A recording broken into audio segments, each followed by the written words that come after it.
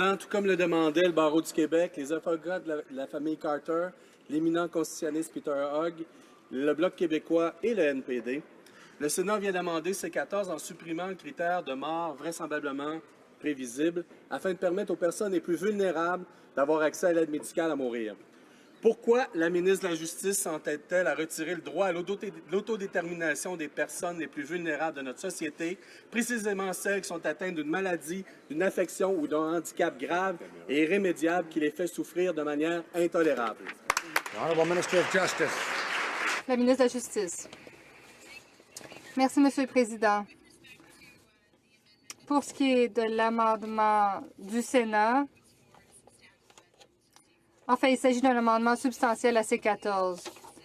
Nous voulons examiner cette question complexe pour respecter les droits de tous les Canadiens et atteindre un équilibre entre l'autonomie personnelle et la protection des gens vulnérables. Il s'agit d'un changement important pour notre pays en matière d'aide médicale à mourir.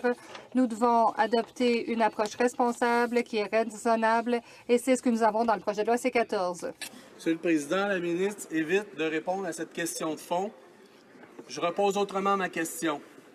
Étant donné que l'aide médicale à mourir ne peut s'exercer qu'à partir d'une demande libre et éclairée, de manière strictement volontaire, au nom de quoi la ministre s'autorise-t-elle à contrer la volonté, l'autodétermination des personnes les plus vulnérables de notre société, soit celles qui sont aux prises avec des souffrances intolérables, sachant qu'elle leur impose un fardeau inhumain de grève de la faim ou encore de devoir avoir gain de cause devant les tribunaux?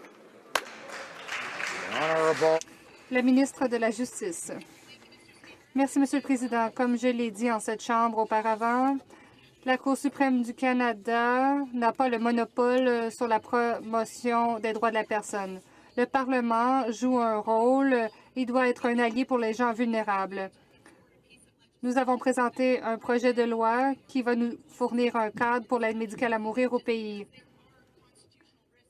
Il y a des risques constitutionnels, mais ça ne veut pas dire que le projet de loi est inconstitutionnel.